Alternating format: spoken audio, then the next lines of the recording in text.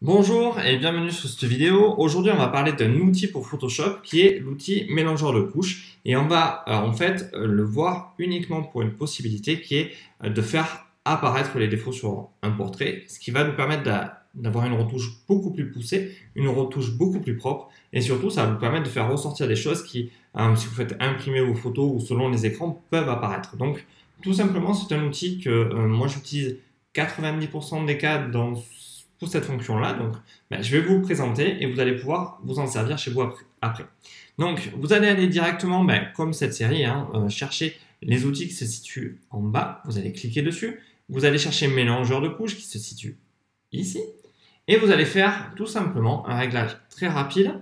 Vous pourrez même le faire dans une action ou dans un script. Vous allez choisir monochrome. Ça passe la photo en noir et blanc. Donc, ça peut être aussi un réglage noir et blanc. Vous allez choisir dans les rouges tout simplement on va l'effacer, on va faire moins 120.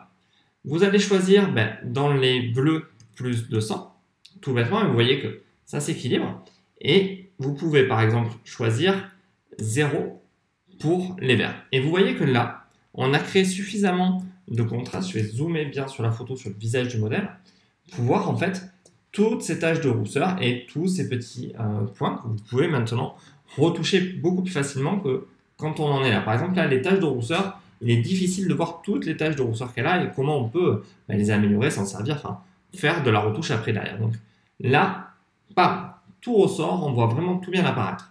Rien ne vous empêche après d'aller jouer avec le vert pour faire ressortir un petit peu plus les choses, avoir beaucoup moins de parties bouchées et avoir un résultat qui correspond un peu plus à ce que vous avez besoin pour votre travail.